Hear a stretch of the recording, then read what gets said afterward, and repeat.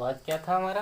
Gauss का नियम। Gauss का नियम। तो हमने कल पढ़ा था कूलाम का नियम, और आज क्या पढ़ेंगे? गाउस का नियम। तो कूलाम के नियम में क्या था? कूलाम में कूलाम में हमने क्या बताया था? जो कूलाम का नियम था वो सिर्फ क्या था? पॉइंट टू पॉइंट, है ना? पॉइंट टू पॉइंट में लगता था। लेकिन गाउस क्या होगा? लिखो यह नियम,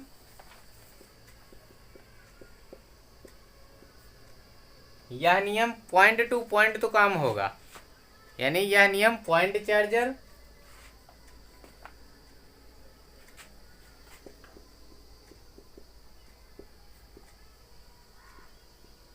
अच्छा, पॉइंट चार्जर का मतलब क्या है? पॉइंट चार्जर, जैसे हमने बोला, यह नियम पॉइंट चार्जर पर काम करता है, पॉइंट चार्ज पे काम करता है। तो पॉइंट चार्ज का मतलब क्या है? मान लिया जैसे कोई ये बल्ब है, ठीक, ये हमारा बल्ब है। तो बल्ब में जितना प्रकाश इधर होगा उतना प्रकाश चारों तरफ होगा, यानी कि बल्ब के आसपास। तो ये हमारा क्या हुआ? पॉइंट चार्जर, है ना? और क्या बोला? लाइन चार्जर पर, लाइन चार्ज पर, है ना? अब लाइन चार्ज क्या होता है? जैसे कोई हमारी ट्यूबलाइट होती है ना? ट्यूबलाइट होती है, देखो जितनी रोशनी इधर होगी उतनी इधर, उतनी इधर, उतनी इधर, उतनी इधर, रोशनी इसमें बराबर होती है। राड देखिए कि नहीं, है ना? तो गॉस का नियम किस पे? पॉइंट चार्ज पे और लाइन चार्ज पे, और किस पे? अनंत सीट पर लागू होगा। यानी अनंत सीट क्या होगी? अनंत सीट पर लागू। अब अनंत सीट क्या होता है? अनंत सीट क्या होता है? अनंत सीट का मतलब ये होता है जो हमारे फ्लड लाइटें होती हैं। फ्लड लाइटों का मतलब पता है? फ्लड लाइटें यानी फ्लड लाइटें वो होती हैं जहाँ पे जो जहाँ पे क्रिकेट वगैरह होता है ना? वहाँ पे इन लाइटों का प्रयोग किया जाता है। क्यों किया जाता है? क्योंकि जब कभी भी देखा होगा कि अगर कोई भी अगर क्रिकेटर गेम खेलता है, अगर उसने पता लगे बॉल फेंका, है ना, बॉल फेंका, अब यहाँ पे कम दिख रही है, वहाँ पे ज़्यादा दिख रही है, ऐसा कभी होता है? तो इसीलिए फ्लड लाइट का प्रयोग किया जाता है, क्योंकि इसमें समान प्रकाश होता है।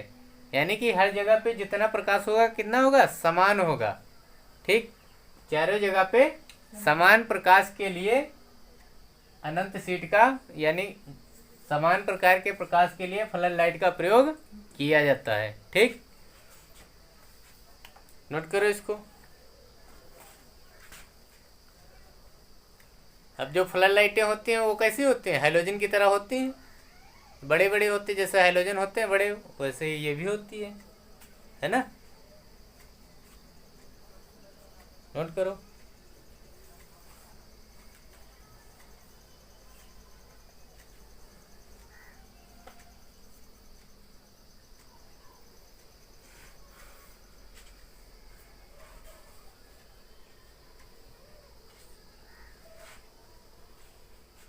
हो गया। अब अब हेडिंग डालो, पदार्थ की संरचना।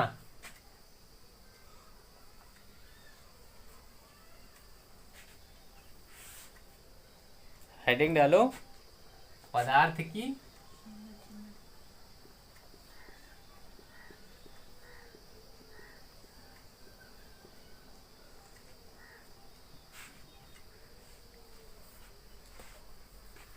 पदार्थ की संरचना। इसको इंग्लिश में क्या बोलेंगे? Structure of material. क्या बोलेंगे? Structure of material. लिखना हो तो लिख लो।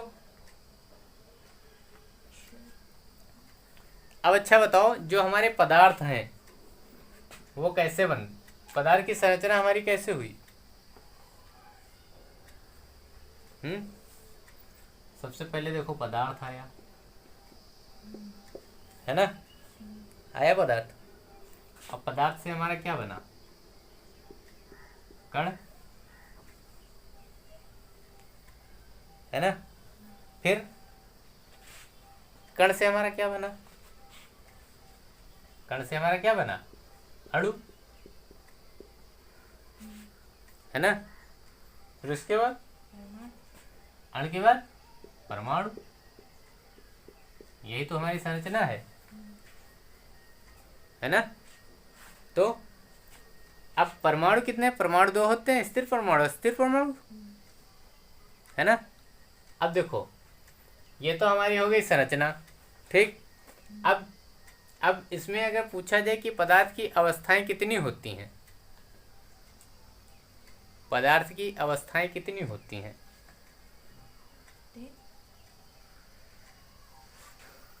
देखो सबसे पहले जो हम बेसिक से शुरू से पढ़ते हैं वो देखो। पहले सबसे पहले क्या होती हैं, ठोस,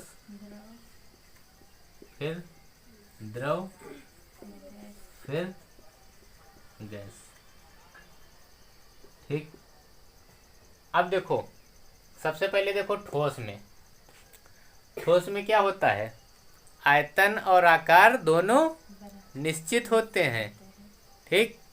क्योंकि मान लिया कोई पत्थर है, 1 किलो का पत्थर है, तो उसका जितना उसका क्या होगा, अगर 1 किलो का है तो वो 1 किलो का ही होगा, और उसका आकार भी निश्चित होगा।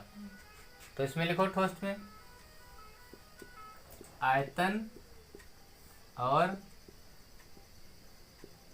आकार निश्चित।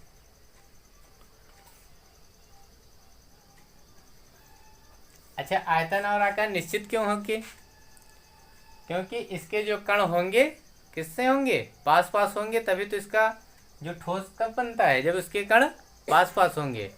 मान लिया कोई पत्थर है या कोई लोहे की राड है, तो उसके जब कण जो होंगे पास पास में होंगे तभी तो वो ठोस होगा। अगर उसके मॉलिक्यूल जो कण है अगर दूर दूर होंगे तो उसमें क्या होगा, यानी उसमें कोई ताकत ही नहीं होगी, वो ठोस भी किस बात का, उसमें भंगुरता का गुण हो जाएगा, है ना। तो समझ में आया, अगर ठोस है तो उसके कण क्या होंगे, पास पास। नोट करो।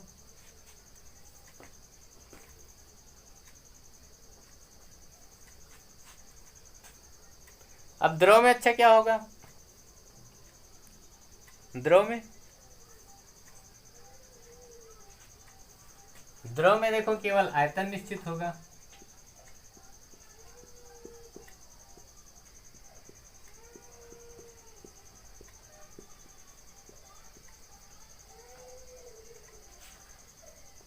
देखो द्रव में केवल आयतन निश्चित, लेकिन आकार जो होगा कैसा होगा, अनिश्चित।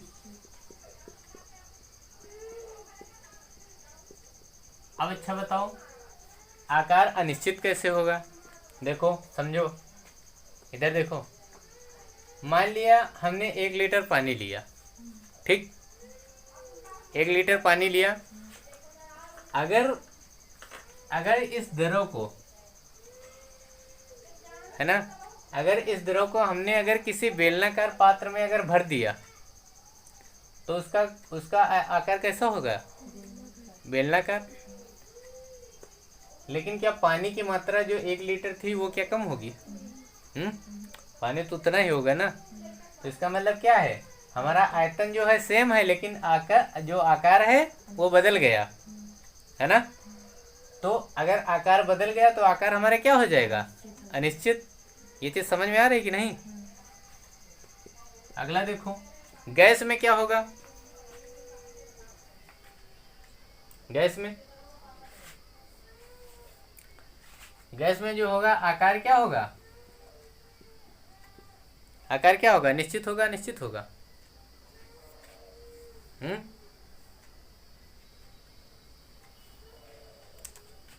आकार कैसा होगा, इसका आकार कैसा होगा, अनिश्चित। अब आकार अनिश्चित कैसे होगा, मान लिया हमारा सिलेंडर होता है, ठीक। अगर बड़ा सा कोई टैंक है, बड़े से सिलेंडर को अगर छोटे सिलेंडर में भर दोगे तो वो छोटे में चली जाएगी कि नहीं। तो अगर बड़े सिलेंडर की गैस छोटे में चली गई इसका मतलब उसका आकार क्या निश्चित था, है ना? समझ में आ रहा है कि नहीं? जब उसका आकार निश्चित नहीं था तभी तो वो गई। इसका मतलब उसका आकार क्या हुआ, अनिश्चित। लेकिन आयतन जो होगा, वो निश्चित। आयतन क्या होगा? अच्छा,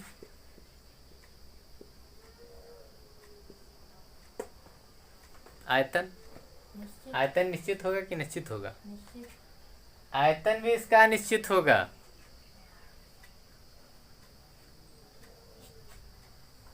आयतन भी इसका अनिश्चित। अनिश्चित होगा।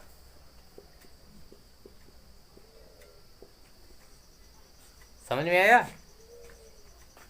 क्योंकि इसके कण क्या होंगे, दूर दूर होते हैं। ठीक, क्योंकि गैस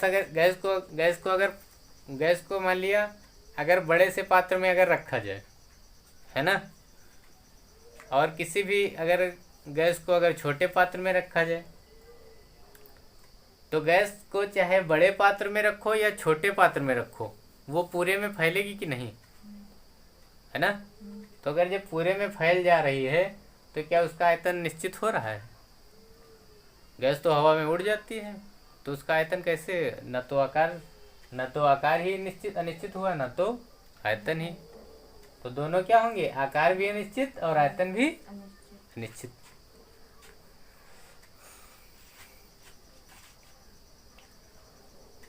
ये तो हम 3 नॉर्मल पढ़ते आए हैं शुरू से,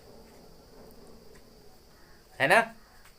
फिर एक होती है हमारी प्लाज्मा, क्योंकि प्लाज्मा अभी जल्दी में ही जोड़ा गया है।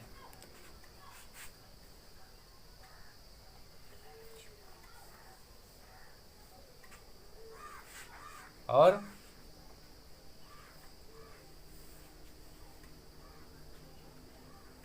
कोई है भी?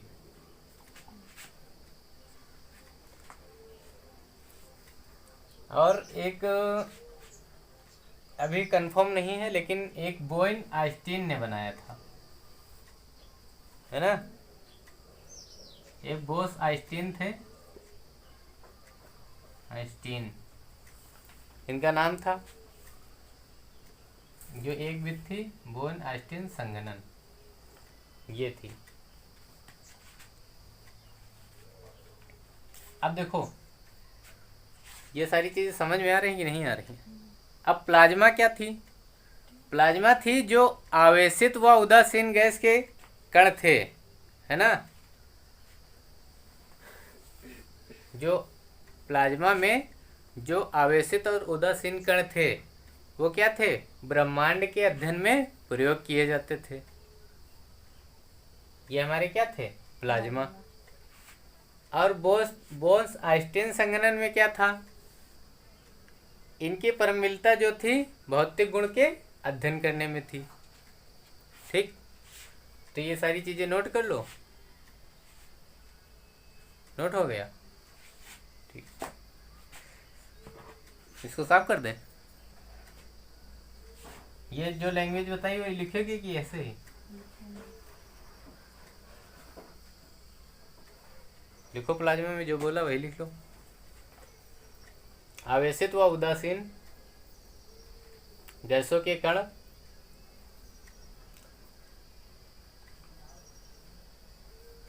ब्रह्मांड के अध्ययन में प्रयोग किए जाते हैं।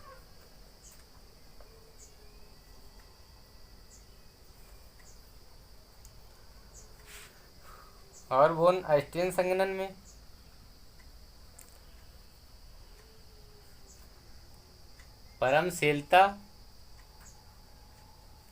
परमशीलता पर भौतिक गुण के अध्ययन में। हो गया? हो गया? अब अच्छा बताओ, थोड़ा रिवीजन करते हैं। हमने बताया था वैद्युत,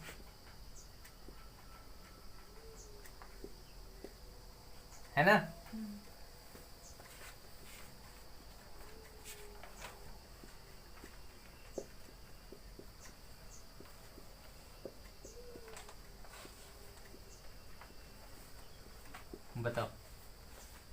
एक होती है स्थिर विद्युत, एक होती है गतिशील विद्युत। यानी कि स्टैटिक डायनामिक, दो कराई थी। अब बताओ, जो स्थिर विद्युत होती है उसके बारे में किसने बताया, और जो गतिक विद्युत होती है उसके बारे में किसने बताया?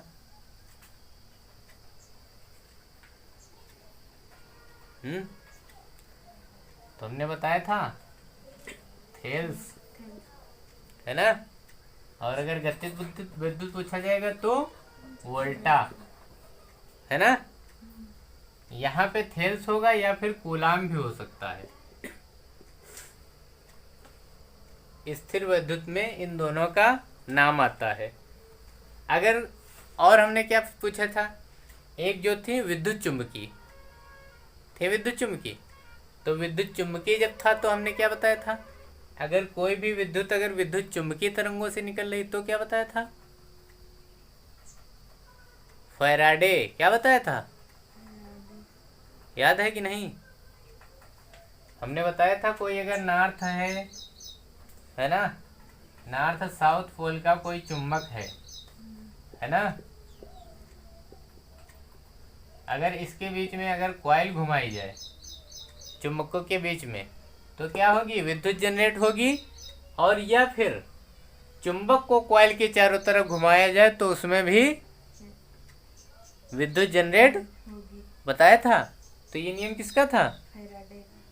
बताया था कि नहीं, भूल गए? भूलते बहुत हो। चलो और कुछ बेसिक पॉइंट बात करें। अच्छा बताओ, जैसे लोग पूछते हैं, एक फार्मूला देखो, लिखो C/100 इक्वल F माइनस 32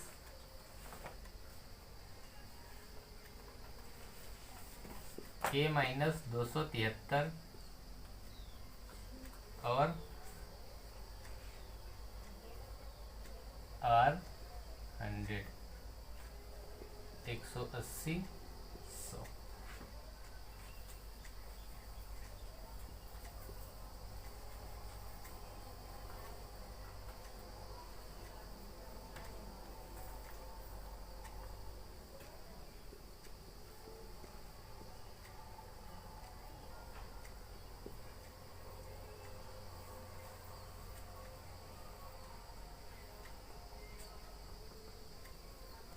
है ना, ये आएगा। अगर 120 से काट दें तो 20 पंचे 100, 20 नौया 180, 20 पंचे 100, 20 चक्को 80। अब ये देखो है क्या चीज़, है ना। अब बेसिक चीज़ की थोड़ी बात कर रहे हैं तो बीच में बात ही कर लेते हैं ना। देखो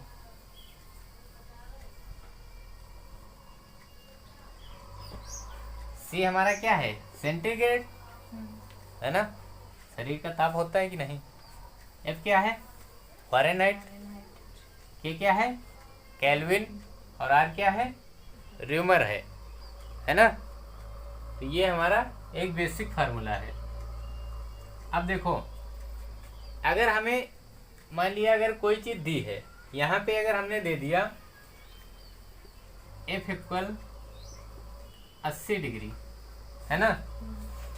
अब अगर एफ हमारा 80 दे दिया और पूछ दिया जाए सी का मान बताओ, तो कैसे निकलेगा, बताओ। सब कुछ सामने है, कुछ लुका छिपा नहीं है। एफ का मान 80 दे दिया गया, सी का मान पूछा गया, तो क्या करोगे। हमें फ़ारेनहाइट दे दिया गया है, बोला है इसको केल्विन में बताओ या सेंटीग्रेड में बताओ। सिफा सेंटीग्रेड होता है। अगर इसने पूछ दिया फ़ारेनहाइट में दिया है बताओ, सेंटीग्रेड में बताओ। अगर यही पूछ लेता केल्विन में बताओ, अगर यह पूछ लेता र्यूमन में बताओ, तो क्या करते। तो हम ये करते जो चीज़ हमें पूछी जाती है, ठीक, वही दो पार्ट हम उठा लेते हैं। क्योंकि देखो, ये इसके बराबर है, ये इसके बराबर है, ये इसके बराबर है, यानी कि चारों क्या हैं, एक दूसरे के बराबर हैं। लेकिन जो इसके जो कण है ना, एफ क्या है, इसमें 32 कम हो रहा है, इसमें क्या 273 घटेंगे, है ना। लेकिन यहाँ से अगर देखा जाए तो चारों पार्ट क्या है, बराबर। बराबर है। तो अब यहाँ पे देखो ये हमारा फ़ारेनहाइट में दिया है एफ और सी निकालना है, तो यानी कि हमारे देखो ये दो पार्ट मिल रहे हैं कि नहीं, क्योंकि सी निकालना है तो हम यही दो फार्मूले उठा ले, है ना। तो देखो सी अपान 5 इक्वल एफ माइनस 32 अपान 9। अब देखो सी अपान 5 इक्वल एफ का मान कितना, 80 माइनस 32 बटे, 9 अगर 80 में 32 गए कितना बचेगा,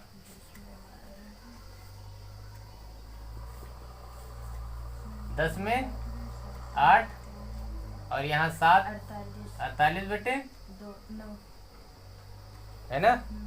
अब देखो सी है, अगर इसको भेजेंगे तो उधर जाएगा, तो सी इक्वल कितना आएगा 48 क्रॉस मल्टीप्लाई इंटू 5 बटे 9, ये तो आएगा सी। अगर इसको काट लोगे कितना मान आएगा, इसको काट लो, यही हमारा आंसर हो जाएगा।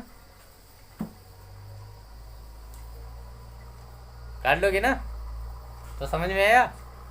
अगर यही चीज अगर मान लिया इसका मान दे देता, पूछ लेता आर का मान बताओ, तो हम इन दोनों से कंपेयर करा लेते, ठीक। अगर मान लिया इसका दे देता, बोल देता इसका बताओ, तो इन दोनों को कंपेयर करा लेते। तो ये चीज़ समझ में आई। अब अच्छा, जैसे पूछा जाता है कि 0 डिग्री सेंटीग्रेड, है ना, तो अगर 0 डिग्री सेंटीग्रेड पे है तो हमारा केल्विन कितना होगा, बताओ। 0 डिग्री सेंटीग्रेड पे केल्विन का मान कितना होगा। अगर पूछा जाए कि 0 डिग्री सेंटीग्रेड किसके बराबर होगा, देखो सब कुछ फार्मूला में लिखा हुआ है, बताओ। 0 डिग्री सेंटीग्रेड कितना है, 273 केल्विन, लिखा है कि नहीं। तो ये कितना होगा 273 केल्विन। अब इसी को हम क्या बोलते हैं, परम शून्य ताप। क्या बोलते हैं, परम शून्य ताप, ठीक। अब अगर परम शून्य ताप मान लिया क्या हो जाए 0 के, है ना, तो ये कितना होगा -273.15 डिग्री सेंटीग्रेड। अगर पूछा जाए परम शून्य ताप पर, तो 0 केल्विन पे कितना मान होगा, इतना। अगर अच्छा पूछा जाए हमारे कमरे का तापमान कितना होता है, अगर पूछा जाए हमारे कमरे का तापमान कितना होता है,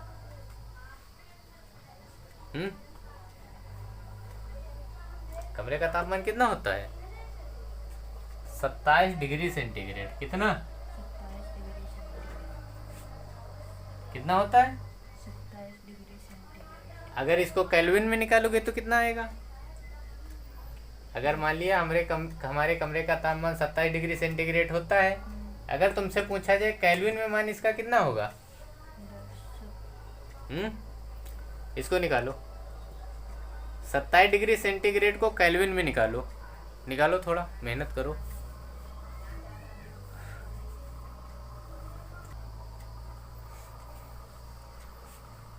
देखो ये हमारा 27 डिग्री सेंटीग्रेड है, ये देखो ये सी अपान देखो 100 है ना, और यहाँ से 273। के माइनस 273 बटे 100, है ना। यही तो हमें केल्विन में बताना है, तो सेंटीग्रेड में दिया है, केल्विन में बताया है, तो हम इन दोनों को लेंगे उठा के, है ना। अब देखो सी हमारा क्या है 27 डिग्री सेंटीग्रेड, है ना, और बटे 100 और इक्वल के माइनस 273 बटे 100। अब देखो जब ये बराबर की वैल्यू है, बीच में बराबर लगा, इसका मतलब ये कट जाएगी कि नहीं, है ना। और देखो अब ये देखो जब बराबर है, ये के कितना है -273 है, इधर उठ के आएगा कितना हो जाएगा, प्लस होगा। तो अगर ये इधर 27 और प्लस 273 कितना होगा 300, है ना। ये कितना हो जाएगा 300 केल्विन। नहीं समझ में आया।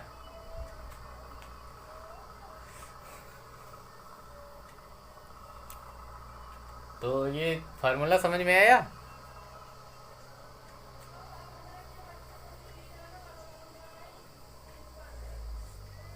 अब देखो कुछ छोटे छोटे पॉइंट हैं जो हमने कुछ देखे हैं, जो हमने बेसिक से पढ़े हैं, उनके कुछ अगर आप डेफिनेशन लिखना चाहो तो लिख सकते हो। जैसे हमने क्या बोला था, अणु, है ना, और क्या बोला था, परमाणु। तो लिखो अणु क्या होते हैं।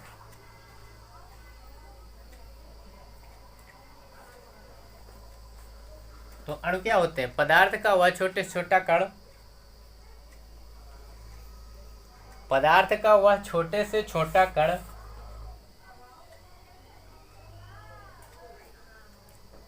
जिसमें पदार्थ के सारे गुण विद्यमान हो, जिसमें पदार्थ के सभी गुण विद्यमान हो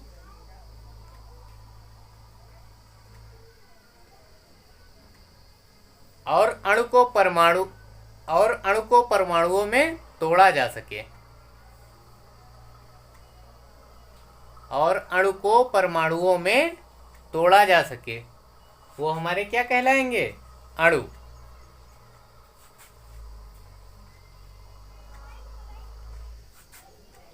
देखो परमाणु क्या होता है,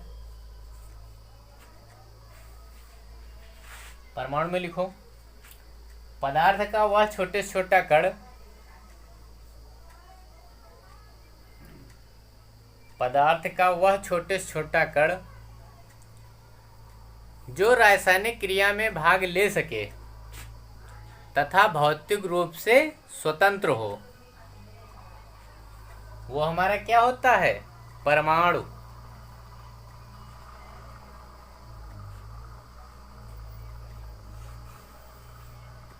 अगला हेडिंग डालो, तत्व। तत्व क्या होता है, समान प्रकार के परमाणुओं से मिलकर जो बना होता है पदार्थ, वो हमारा क्या कहलाता है, तत्व। लिखो समान प्रकार के परमाणुओं से मिलकर बना पदार्थ तत्व कहलाता है। अब तत्व हमारे क्या हैं, जैसे हाइड्रोजन है, हीलियम है, ये हमारे क्या हैं, तत्व हैं।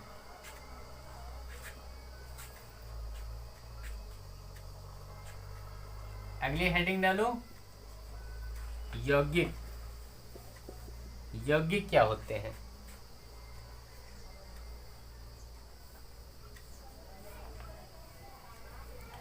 यौगिक हेडिंग डालो, लिखो दो या दो से अधिक तत्वों से मिलकर बना पदार्थ यौगिक कहलाता है। दो या दो से अधिक तत्वों से मिलकर बना पदार्थ यौगिक कहलाता है।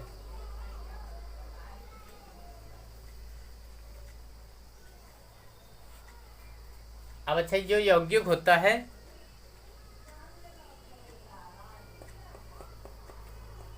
जो यौगिक होता है, इसको हम अगर अलग करना चाहें तो कैसे अलग कर सकते हैं, बताओ। तो इसमें एक लाइन और लिख लो, यौगिक को रासायनिक क्रिया द्वारा अलग किया जा सकता है। यौगिक को रासायनिक क्रिया द्वारा अलग किया जा सकता है।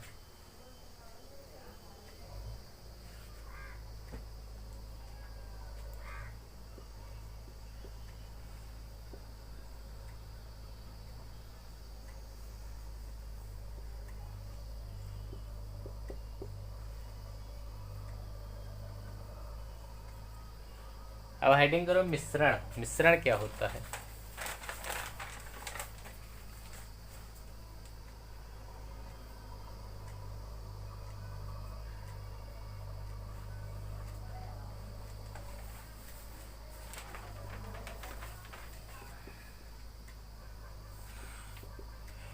मिश्रण। मिश्रण में लिखो दो या दो से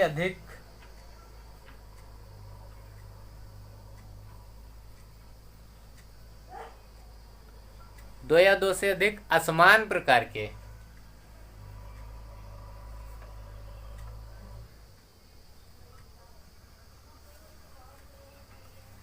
असमान प्रकार के परमाणु निश्चित मात्रा में मिलाने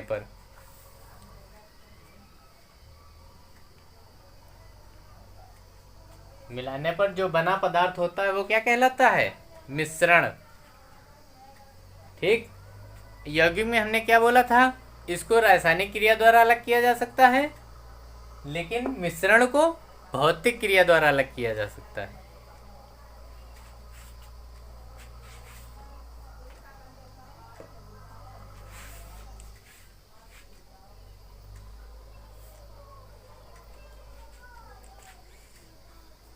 हो गया?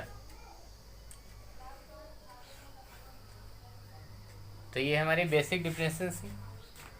तो बेसिक डिफिनेशन हो गई, समझ में आई?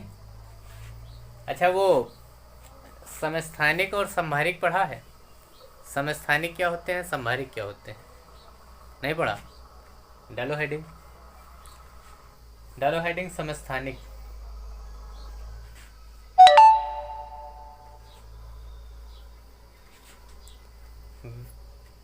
वीडियो रुक गया क्या? देखो, वे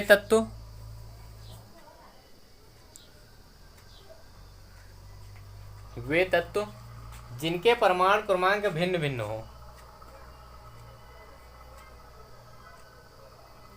परमाणु क्रमांक भिन्न भिन्न हो, लेकिन परमाणु भार जो है वो समान हो।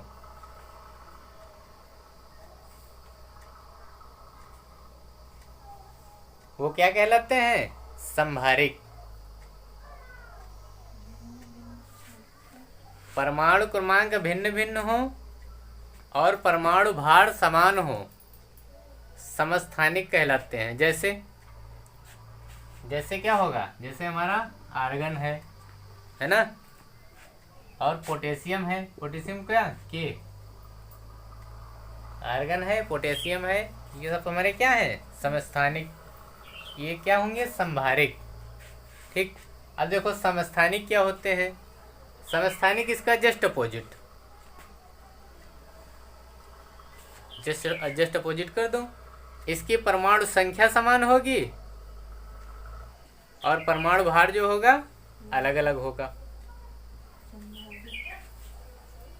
संभारिक में एक ही तत्व के परमाणु जिनकी परमाणु संख्या समान और परमाणु भार अलग अलग हो, समस्थानिक कहलाते हैं। जैसे हाइड्रोजन है, कार्बन है। ठीक, ये हमारे क्या होंगे? समस्थानिक। ठीक, तो ये जो हमारी आज के चैप्टर में जो बेसिक चीज़ें थी वो हमारी क्लियर हुई, कुछ समझ में आया? तो कल देखेंगे कि जो हमारा जो एटॉमिक जो हमारा स्ट्रक्चर होता है वो कैसा होता है ना, उसको हम कैसे बनाते हैं, ये सारी चीज़ें हम कल देखेंगे नेक्स्ट क्लास में। ठीक, तो आज के लिए इतना ही। तब तक के लिए टेक केयर, बाय बाय।